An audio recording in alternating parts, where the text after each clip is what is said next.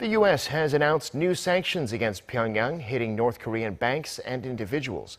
The Treasury Department says it hopes the sanctions will help isolate the regime and ultimately bring it back to the process of denuclearization. South Korea, meanwhile, is yet to decide on what it will do to sanction the North.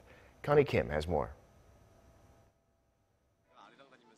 The United States is ramping up the pressure on North Korea by blacklisting 8 new North Korean banks and 26 people in line with Washington's efforts to choke off Pyongyang's nuclear and ballistic missile funding.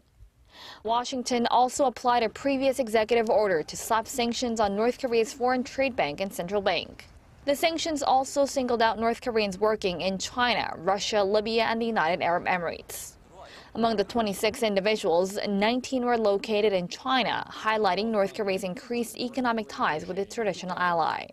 In a statement, Treasury Secretary Steve Mnuchin said the sanctions will further advance Washington's strategy of fully isolating Pyongyang in order to achieve the goal of a peaceful and denuclearized Korean peninsula. The sanctions will mean the North Korean banks are no longer able to have financial transactions with Chinese banks, which are seen as loopholes that hinder efforts to starve North Korea financially. Seoul said it expects Washington's move to put more pressure on North Korea. The Trump administration has so far blacklisted 33 entities and 48 individuals, showing its will to solve the North Korea issue.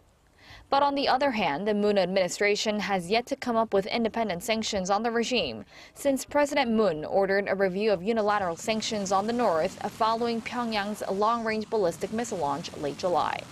Connie Kim, Arirang News.